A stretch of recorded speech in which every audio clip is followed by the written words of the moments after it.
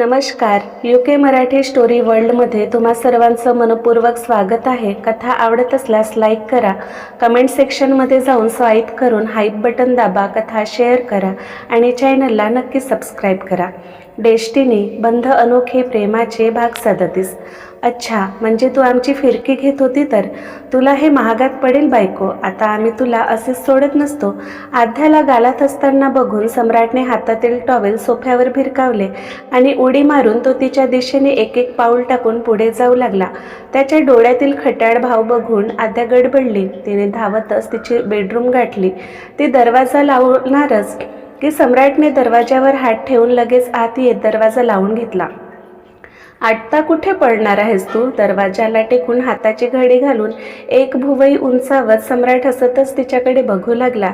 तर आद्या गोंधळून इकडे तिकडे बघू लागली. आता तर ती कुठे पडूही शकत नव्हती. हे बघा सम्राट, तुम्ही असे नाही करू शकत. त्याच्याकडे बोट करत आद्या गडबडून बोलली. आम्ही तर बघतच आहोत ना बायको, आणि आम्ही अजून तरी काहीच केले नाही. तिच्या दिशेने एक एक पाऊल टाकत सम्राट बोलला. आद्या त्याला बघतच मागे मागे जाऊ लागली. अशातच तिचा पाय बेडमध्ये अडकला आणि ती पडणार त्याआधी सम्राटने तिचे हात पकडून जवळ ओढून घेतले. पण या नादात त्याचाही तोल गेला आणि दोघे बेडवर पडले. आद्या खाली तर सम्राट तिच्यावर. दोघे एकमेकांच्या डोळ्यात बघू लागले. भीतीने दोघांचेही श्वास फुललेले. सम्राटला तिच्या एवढ्या जवळ बघून आद्या तर पुरते हँग झालेली, तर सम्राटचीही काही वेगळी अवस्था नव्हती. सम्राट, आद्याने हळूवार त्याला साद घातली.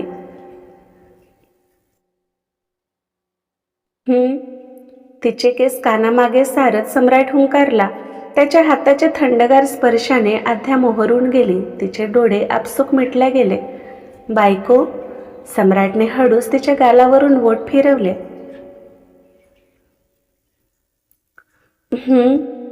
तिने हळूवार डोळे उघडले. डू यू लव्ह मी? तिच्या डोळ्यात एकटक बघत सम्राटने विचारले आणि ती भानावर आली. तिचे हृदय कैकपटीने वेगाने पडू लागले. हलके लाजेची लाली चेहऱ्यावर पसरली. त्याच्या प्रश्नाचे उत्तर कदाचित तिला माहीत होते, पण सध्या ती त्याला छळण्याच्या मूडमध्ये होती.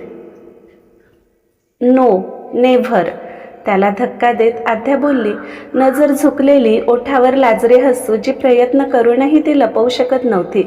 सम्राट एकटक तिलाच बघत होता. नकळत हसू फुलले त्याच्या ओठावर. लाजून हासनीयन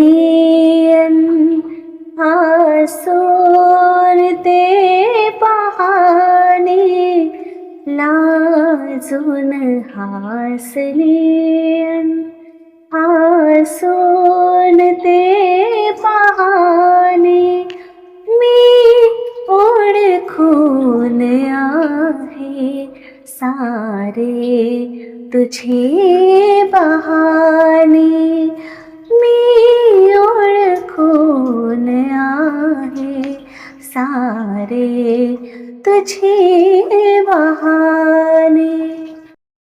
कुठून तरी पंडित हृदयनाथ मंगेशकरांच्या आवाजातील हे सुंदर गाणे कानावर पडत होते आणि सम्राट एका कडेला होऊन हातावर डोकं ठेवून पडूनच एकटक आद्याला बघत होता. त्याची ती प्रेमळ नजर आद्याला असहनीय होऊ लागली.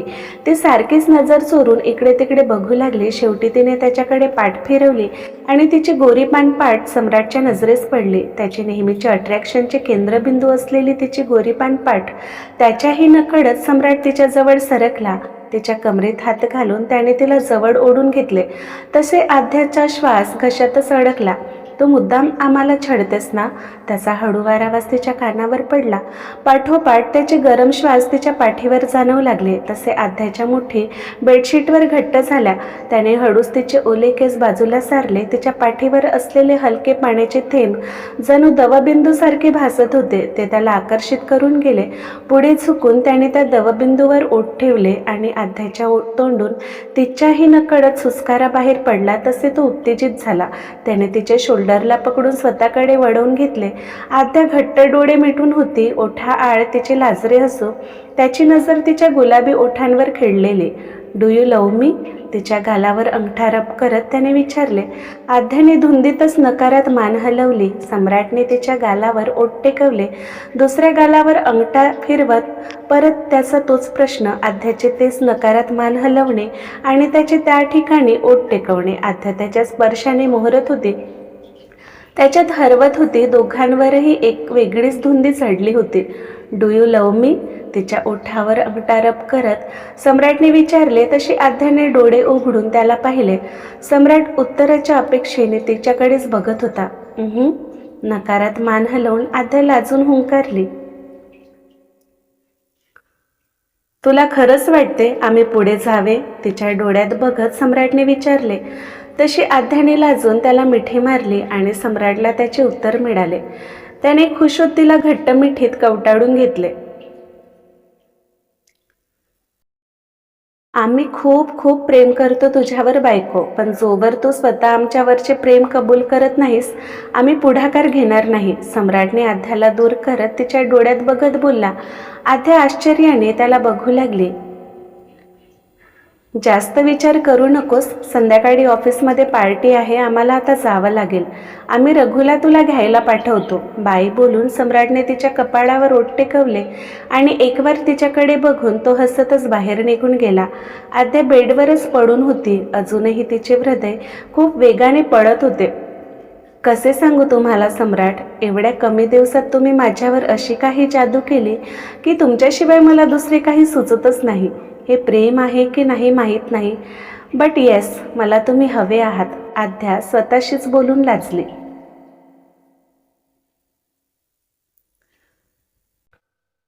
पार्टी हॉल लाईटाने उजळून निघाला होता. स्टेजवर एक प्रोजेक्टर लावले होते. काही वेळातच नवीन सॉफ्टवेअर लॉन्च होणार होते, त्याचीच ती पार्टी होती. सम्राट आदेश त्याचे पार्टनर मेहतासोबत बोलत होते, पण सम्राटची नजर राहून राहून एंट्रन्सकडे जात होती. मिस्टर मोहिते पाटील, कोणी येणार आहे का? मला वाटते आपल्याला उशीर होतोय, कार्यक्रमाला सुरुवात करूया. सगळे खोडंबले आहेत. सम्राटचा पार्टनर मेहता बोलला. सम्राटने आदेशकडे पाहिले तर त्याने होकारात मान हलवली. सम्राटने त्यांना हाताने पुढे जायला खुणावत एक नजर एंट्रन्सकडे टाकून तो त्यांच्या मागे जाऊ लागला. मेहताने प्रोजेक्टर सुरू केले. त्यावर सॉफ्टवेअरचे नाव मोठ्या अक्षरात झळकत होते. सगळ्यांनी टाळ्या वाजवायला सुरुवात केली. पलीकडे एक ओळखीचा तेवढाच कॉन्फिडन्सने भरलेला आवाज कानावर पडला. तसे सम्राटसहित सगळ्यांचीच नजर आवाजाच्या दिशेने वळली. आद्या स्टेजच्या बाजूला उभी सॉफ्टवेअरविषयी थोडक्यात माहिती देत होती. सम्राट तर तिला बघून वेडा व्हायचाच बाकी होता. ब्लॅक कलर डिझायनर साडी, त्यावर सिल्वर बॉर्डर, साडीवर सिल्वर स्टोन वर्क केलेले, sleeveless black colour deep neck blouse, गळ्यात डायमंड नेकलेस, कानात मॅचिंग इयरिंग, हातात मॅचिंग बँगल्स, मोकळे सिल्की केस, हाय हिल्स आणि ओठावर तिची सुंदर स्माईल. सम्राटच नाही तर पार्टीत उपस्थित सगळ्यांचीच नजर आद्यावर विसावलेली. तिचे बोलून झाले तसे तिने सम्राटकडे हसून पाहिले. तसे सम्राटचे हृदय उडी मारून बाहेर येतो की काय असे झाले. ओय होय, क्या बात है सम्राट, आद्यावहिनी काय भारी दिसत आहेत आज. त्याही परिस्थितीत आदेशने छेडलेच त्याला. त्याने हळूच नजर फिरवून पार्टीमध्ये पाहिले. सगळ्या पुरुषांना आद्याकडे एकटक बघताना पाहून त्याला रागच आला. एकीकडे मुलीचेही जेलसीने भरलेले शब्द त्याच्या कानावर पडू लागले. त्याने रागात मुठी आवडून घेतल्या. किती सुंदर दिसत आहे नाही आद्या, एक मुलगी आद्याकडे एकटक बघत बोलली. सुंदर तर ती आहेच, नो डाऊट, पण बिचारी विधवा आहे. ऐकले मी. काय अर्थ अशा सुंदरतेला जे बघायला हक्काचं कोणी नाही? काय सांगतेस काय? विधवा आणि आद्या, मग ही एवढी सजून धजून का आली? बघ तर तिच्याकडे. आपण अनमॅरिड असूनही एवढे सजलो नाही की ती सीमा बघ न्यूली मॅरिड आहे तरी ती तेवढी सजली नाही. आणि बघ जरा आद्याकडे, पहिलेच दिसायला सुंदर, त्यात आज एवढ्या हॉट लुकमध्ये कोणाला घायाळ करायचा विचार आहे तिचा? कोणाला काय बोलतेस? आपले न्यू बॉस आले तेव्हापासूनच मॅडमचे ॲटिट्यूड बदलले. आता तर स्वतःलाच कंपनीची मालकीण समजायला लागले आणि बॉस पण तिच्यावर खूप इम्प्रेस आहेत. कोणास ठाऊक ते तिच्यावर लट्टू असतील. आताही बघ ना कसे बघत होते ते तिला. हळूवार पार्टीमध्ये आध्याविषयी चर्चा सुरू झाल्या. कोणी वाईट तर कोणी चांगले मत मांडत होते. परत पुरुषांची तिच्यावर खिळलेली वाईट नजर आध्याला कसेसेच झाले.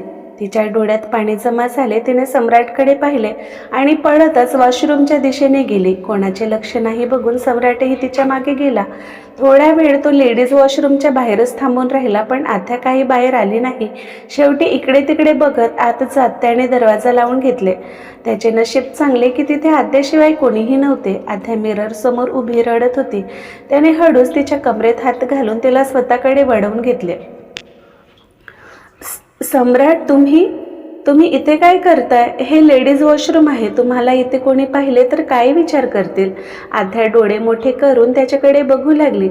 तिच्या कोणत्याही प्रश्नाची उत्तर न देता त्याने लगेच तिला मिठीत कवटाळून घेतले. तू रडत होती? तिच्या पाठीवरून प्रेमाने हात फिरवत त्याने विचारले आणि आध्याला हुंदका दाटून आला. त्याचा कोट मुठीत पकडून ती रडायला लागली. शांत हो ना, सम्राट तिला समजावत बोलला.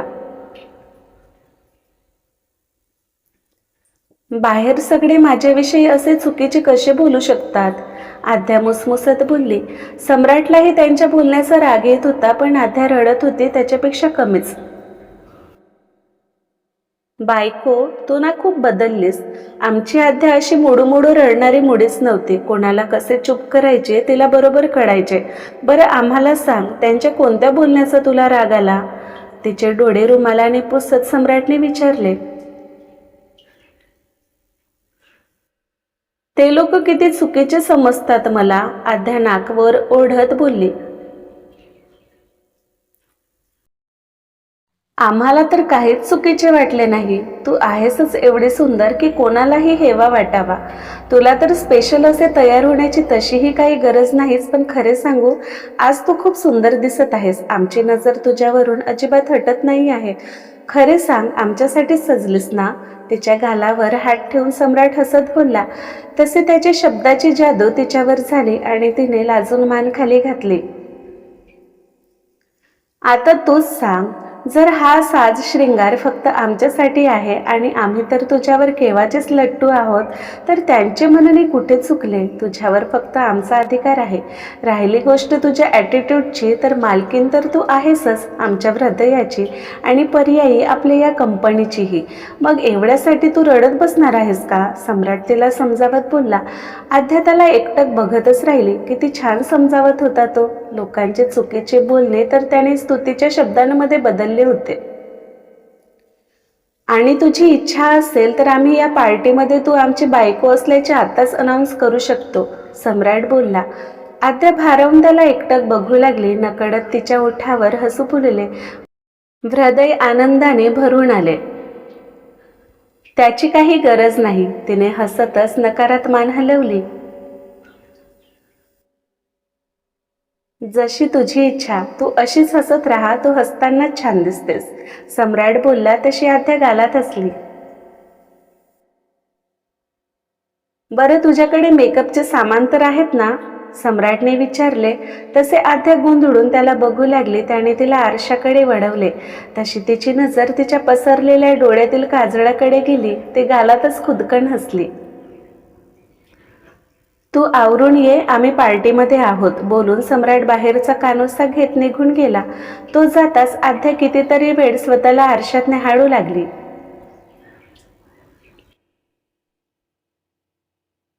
तुम्ही अगदीच प्रयागसारखे आहात सम्राट. तोही माझ्या डोळ्यात पाणी बघू शकत नव्हता आणि तुम्हीही. आरशात बघून मेकअप ठीक करून आत्या बाहेर निघून गेली. सम्राट त्याच्या पार्टनरसोबत ड्रिंक करत बोलत होता. त्याने दुरूनच ग्लास उंचावून हसत तिला पाहिले. तीही गालात हसत पार्टीमध्ये सामील झाली. पार्टी संपली तसे आध्या हॉलमधून बाहेर गेली. रघु लगेच कार घेऊन आला. ते आत बसणारच की पाठीमागून सम्राटचा आवाज आला. बायको वेट. सम्राट लडखडत तिच्या दिशेने आला. आध्या आश्चर्याने त्याला बघू लागली. रघु, तू दुसरी कार घेऊन ये, सम्राट हलका झुलत बोलला. दादा, पण तुम्ही, रघु बोलतच होता की सम्राटने डोळे मोठे करून त्याला पाहिले. तसा काही न बोलता रघु कारमधून बाहेर आला. त्याने काळजी भरल्या नजरेने सम्राटकडे एकवार बघून आध्याला डोळ्याने खुणावत निघून गेला. बस. आध्यासाठी पॅसेंजर सीटकडचा दरवाजा उघडत सम्राट हसत बोलला.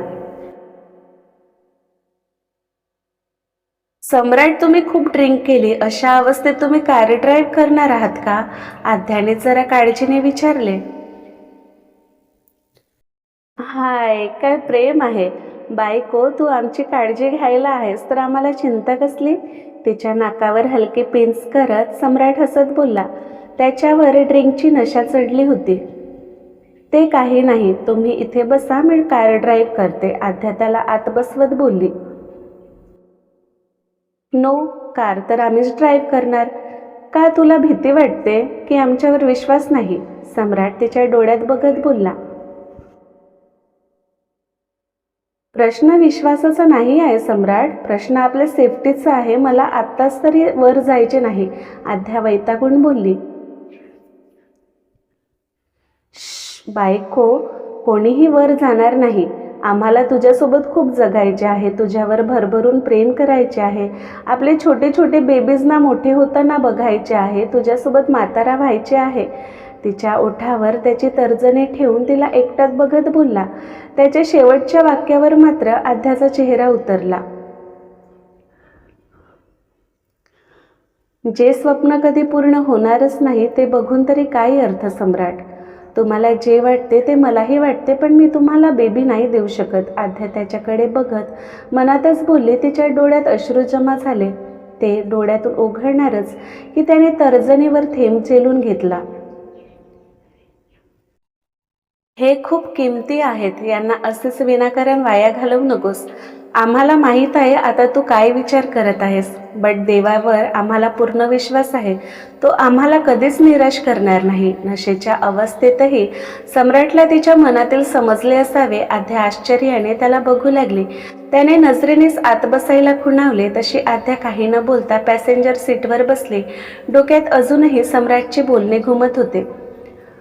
रस्त्यावरून कार वेगाने धावत होती. आध्या विंडोमधून बाहेर बघत विचारात हरवलेली. तिचे डोळे सारखेच भरून येत होते. सम्राट कार ड्राईव्ह करण्यावर लक्ष केंद्रित करत होता. त्याने मध्येच FM सुरू केले. मुकेशच्या आवाजातील जुन्या काळचे सुंदर गाणे प्ले होत होते. सुहाना सफर और ये मौसम हसी, हमें डर है हम खो न जाए कहीं. सुहाना सफर और ये मौसम हंसी, ये कौन हंसता है फूलों में छुप कर, बाहर बेचैन किसकी धुन पर. कहीं गुम गुम कहीं रुमझुम, ये कैसे नाचे ज़मीं. सुहाना सफर और ये मौसम हंसी, हमें डर है हम खो न जाए कहीं. बाहेर वातावरण खूप सुंदर होते. नुकतेच ढगांनी पूर्ण आकाशात त्याचे आधिपत्य स्थापित केले होते. चांदण्या ढगाआडून हळूच डोकावून जायच्या. थंड हवा वाहू लागली. सम्राटने AC बंद करून खिडकीचे काच खाली केले. तशी हवेची थंड झुळूक अंगाला स्पर्शून गेली. आध्याने लगेच भानावर येत सम्राटकडे पाहिले तर एका मोकळ्या जागी सम्राटने कार थांबवली. तो लडखडत कारमधून बाहेर येत दोन्ही हात पसरून ती थंड हवा अंगावर झेलत होता. आध्या गोंधळून त्याला बघू लागली. मध्येच हलकी वीज चमकून जायची. काही वेळातच पावसाला सुरुवात होण्याची लक्षणे दिसत होती. लवकर घरी पोहोचणे गरजेचे होते. तिने घाईने सीट बेल्ट काढून कारमधून खाली उतरली. सम्राट, वातावरण बिघडत आहे, आपल्याला लवकर घरी पोहोचायला हवे, चला ना. आध्या त्याच्या मागे उभी त्याला बोलली, पण तो तर त्याच्याच धुंदीत वर ढगाकडे बघत होता. सम्राट, तो लक्ष नाही देत बघून आध्याने त्याचे हात पकडले, पण सम्राट तर कुठेतरी हरवलेला होता. आध्या त्याच्या पुढ्यात उभी झाली तर सम्राटची अवस्था बघून ती शॉक झाले. लालसर डोळे, उतरलेला चेहरा, गालावर ओघळलेले अश्रू आणि सतत वर बघणारा तो. त्याची अवस्था बघून आध्या घाबरली. सम्राट सम्राट काय होत आहे तुम्हाला? तुम्ही रडताय? आध्या पॅनिक होत विचारू लागली. सम्राटने नजर झुकवून तिला पाहिले. कारमध्ये अजूनही ते गाणं सुरू होते. हे गाणं ना त्याला खूप आवडायचे. सम्राट हरवलेल्या स्वरात बोलला. कोणाला? आध्याने नकळून विचारले. आमचा भाऊ. आम्ही लहानपणी खूप धमाल करायचो. थोडे मोठे झालो, कार चालवायला शिकलो, असेच लॉंग ड्राईव्ह जायचे आम्ही. त्याचे हे आवडते गाणे आणि पाऊसही. आज गाणे आणि हे वातावरण बघून त्याची आठवण झाली. सम्राट डोळे पुसत बोलला. कुठे आहेत ते? आध्याने काहीसा विचारात हरवत विचारले. सम्राट एकटक तिलाच बघू लागला.